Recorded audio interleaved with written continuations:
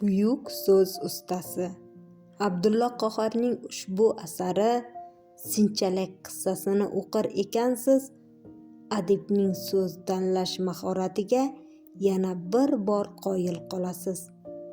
Adib hech qachon biror bir jumlani ikki marta takrorlamaydi.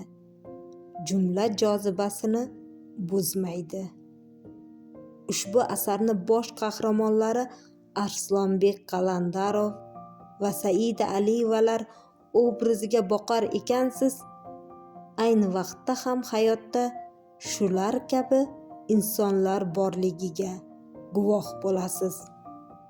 Asar boshida Arslonbek Qalandarov manman, kekkaygan va ayniqsa ayollarning fikr-mulohazalari bilan hisoblashmaydigan erkatoy rais kabi tasvirlanadi.